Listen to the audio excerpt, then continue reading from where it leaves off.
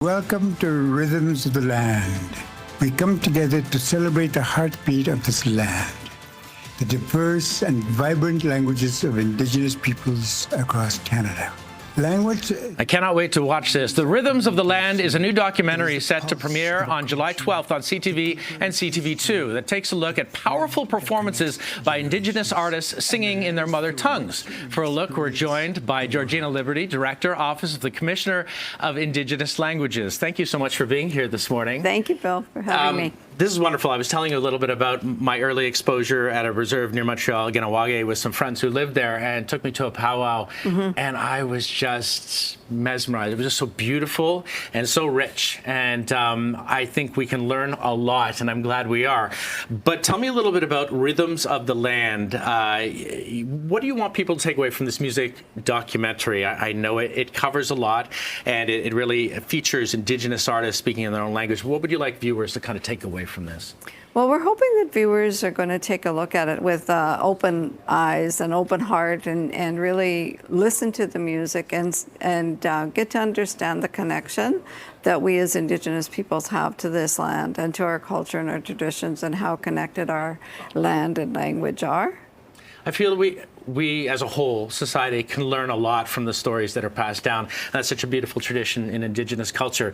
But sometimes we kind of umbrella things. We put them just in a file or such. But there are so many different stories and so many different voices. How important is it for people to realize that one is not necessarily synonymous with the other? Exactly. And in Canada here, we have so many Indigenous languages, and it's also broken into language families, right? Like, so we recognize as the Commission 12 language families. And we've actually covered 4 of the language families in this production, and most of it was because it's difficult to find people who are still speaking the language.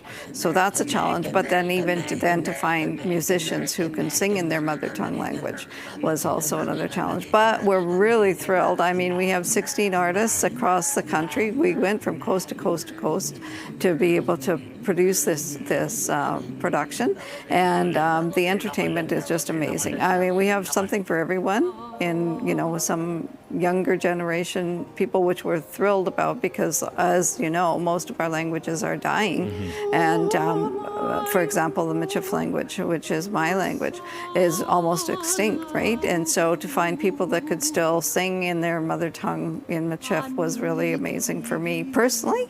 I've got to imagine there's probably so many rewarding parts of this, and following along this journey too. Catching a bit of it in my periphery. I can't wait to watch more, but stunning vistas. I mean, it really is. I think the land is a bit of a character in this documentary as well, isn't it? Absolutely. That's what we wanted to connect to, was the land, right?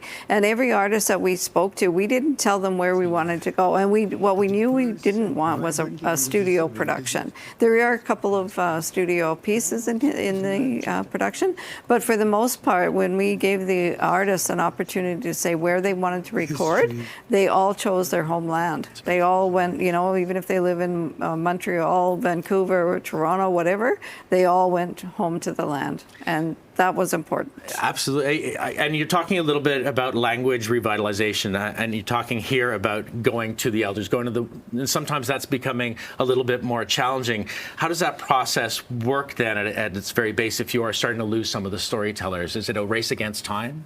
It is a race against time, because, again, I can talk about the Michif language, for example.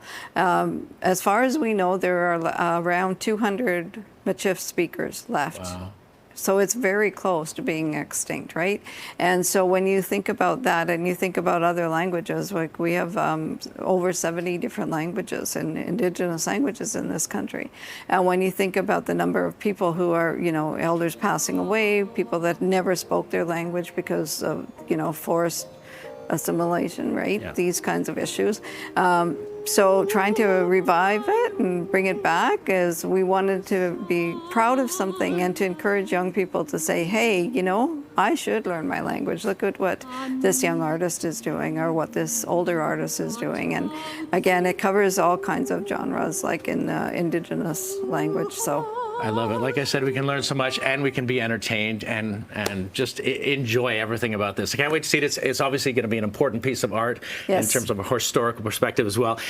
This is premieres July 12th on CTV and CTV2. Thank you so much for being here and sharing your story. Thank you.